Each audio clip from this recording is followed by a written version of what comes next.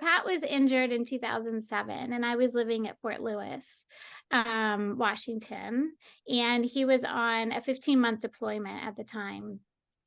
And they were just about ready to come home. And I was working, I had a job in marketing and spent a lot of time with my fellow spouses. We were preparing. At the gym, they were doing activities for homecoming.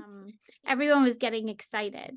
So then on one Saturday morning, I got a phone call that Pat had been gravely injured. He survived the surgery. He didn't even stop in Germany. And I had to fly on the red eye over to Walter Reed in Washington, D.C. Thankfully, that was our home. A lot of other caregivers were flown from all over and were in a strange place with no support. So I left my house in Washington State. We owned a condo there, and I didn't return for 2 years. I packed my bag for 3 weeks. And again, his recovery took us all over the country, getting a lot of great care. But I did have to drop my entire life. I quit my job for Pat and his injury. And it was pretty much full time. It took him 4 to 5 years to retire from the Army, which was some of our doing, but because we wanted more care. But some of it was just the slow process of the medical board system, as many of you know. So life was totally disrupted for many, many years. We were using every resource that this country had, because I felt Pat almost died for this country. So why we should have access to it. And we did. It was just a little work, to get it. So, but every resource. I mean, he sustained a gunshot wound to the head, and I was 33, he was 34. We had a long life in front of us, and I was like, I don't want him to live in an institution. I want my life. This isn't it for us. So I dug in and I fought, and it was worth it, but it was a lot of work.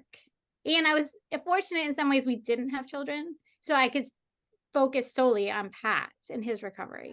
We were very fortunate. Again, Pat had a little bit of rank on him. He was a captain. We had been in the Army already 10 years, so we knew things and we knew people.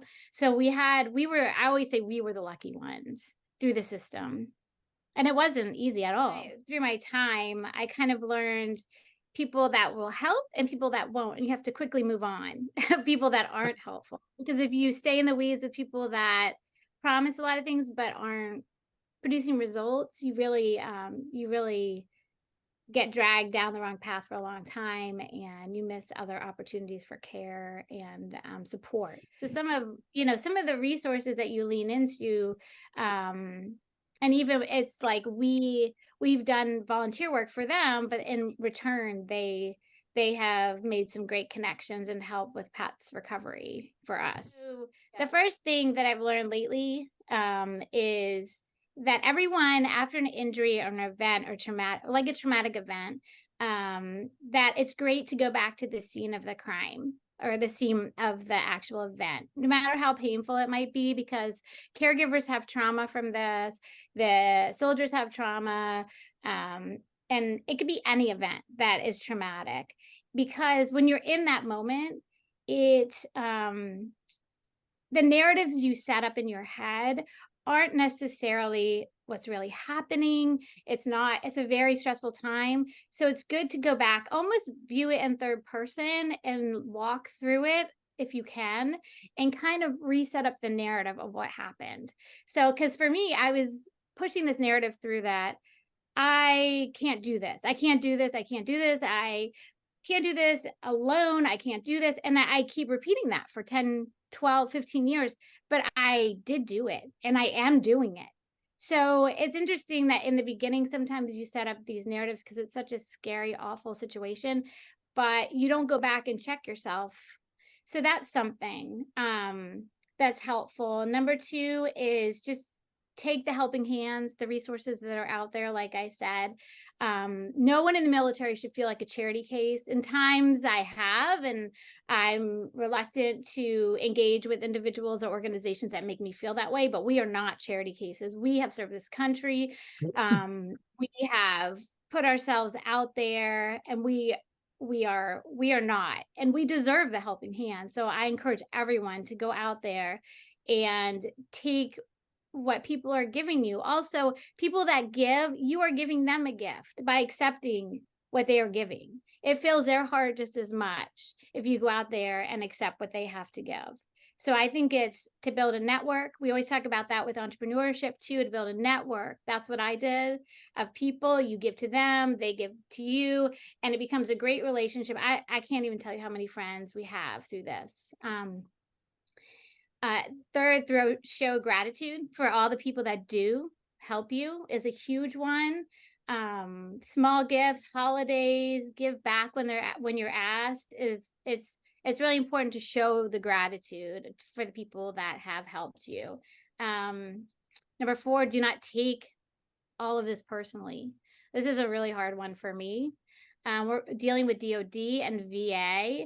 It is so personal. I know it's so personal. This sacrifice is so great, and it's so personal. And I wasted so much time being angry.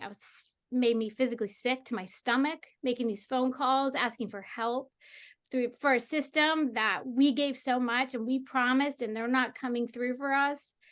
But somehow, if you internalize it and take it personally, it just steals every ounce of your joy of your life. It really does. And I spent years doing that. So that's a lesson that I've learned, to just get mad for a couple minutes and then get on with your day. The next is slow and steady, day by day. Get these things done. We always have 5 or 10 pokers in the fire, and it's just attack these bureaucratic problems one at a time. Just do one a day, 1 20-minute phone call or 1 hour phone call to get something fixed. Really, it's made a big difference, and I actually feel more productive, and I'm getting more things accomplished by just doing. I used to attack every single problem that we had, and I would get burnt out, and then I would just sit on the couch and stare for days, and not get anything done. So now I'm just trying to do the slow and steady, like the rabbit in the hare, or the turtle in the hare, the tortoise in the hare. And number 6, have a plan, have a vision. It's same with entrepreneurship. Have a vision, have a plan for your life. And this plan can be altered. It's not a problem. But if you have a plan, then you know where you're moving towards, and people can help you with your plan. If you have tangible things that are things that you're trying to accomplish, more people can come in and support you through that.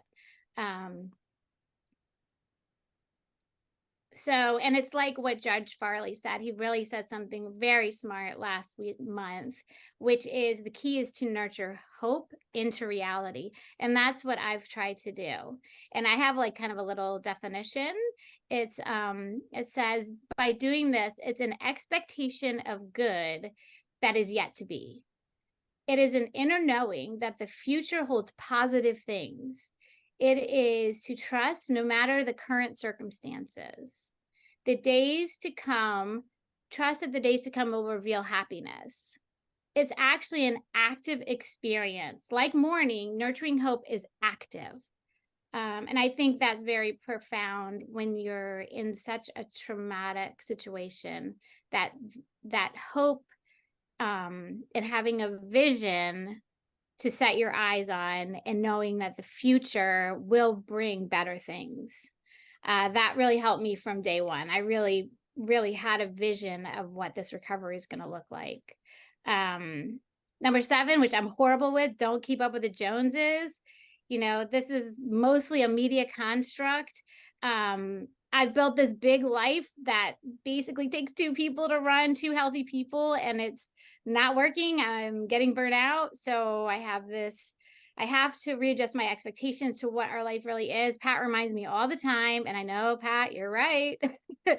but it's something that's important because it leads to burnout. Trying to keep up with the family next door who has two healthy adults running the household is just, it's ridiculous. And to give yourself grace that you're doing your best, and what you've accomplished as a family is amazing. All the caregivers, all the people that have served, we have done our part already. um Number 8, take care of your health, your physical, your mental health, your social and spiritual. So important. If you don't have your health, you really don't have anything. You don't have anything to give anyone as a caregiver or a member of society or family. Health is so important, and it's where you get your energy. Um, Number 9, struggles. Uh, we No one's exempt from struggles in life, so everybody has a cross to bear in life, whatever it is. Maybe it feels at times you have more than others. I know I feel like that. But the most important thing I learned is to take it day by day, minute by minute, or sometimes breath by breath. Don't focus too much on the future. You just have to focus, especially in the middle of those struggles, on the task at hand, and that's probably all you can handle. A book I read lately, that I think it's called The Meaning of Life by Viktor Frankl. I love his quotes, and he talks a lot about struggle. He was the one he survived a concentration camp and Auschwitz. He survived, and he was also a psychiatrist. So he was kind of learning lessons about the human condition, and really, if as humans, do we have choice in times of trauma and struggle. And at Auschwitz, they were stripped of everything. They had nothing except for their ability to choose. So he says everything can be taken from a man, but one thing, the loss of human freedoms, to choose one's attitude in any given set of circumstances, to choose one's own way. And another thing I just wanted to throw at you that I think is interesting too is this old Cherokee legend about a grandfather talking to his grandson. And he says, "Grandson, I have two wolves that live inside of me, raging." And he says, "One is angry, bitter, self-pity, jealous, and sorrow." And I think we could probably all relate to this as veteran family. I have this. But the other wolf is also love, faith, hope, peace, forgiveness, and joy. And so the grandson says, "Well, which one of these wolves are going to win in the battle?" And the grandfather says, "Both are very strong. They live in all of us. The wolf that will win is the one that you feed." And number 10 is we just always try to celebrate the good times, like really celebrate, because we have a lot of hard, tough times in life. And so we do a lot to try to celebrate when we can, and we really go all in with it. And that's it. I just really think it's very interesting because, I mean, with Patty, like the first 3 years, I really didn't know what was going on. And then I really couldn't really talk very good at all. I couldn't even talk really. It's probably, I was like a baby, like starting to talk again. I mean, so, but the thing is very interesting is Patty has kept going. And it's kind of interesting because I think it's very interesting is a lot of these people have gone and get their wife or husband and go fight and go to Congress and talk, all these people. But Patty didn't. She just did it. I'm just doing this because I want my husband and what I could do and put them back together and see if it'll work. And so she just did it just for me and for the family was there and her family and people were there together. And people have done it different ways, but the way she did it was she just wanted to put me back together. But we had no idea if it was going to work or not.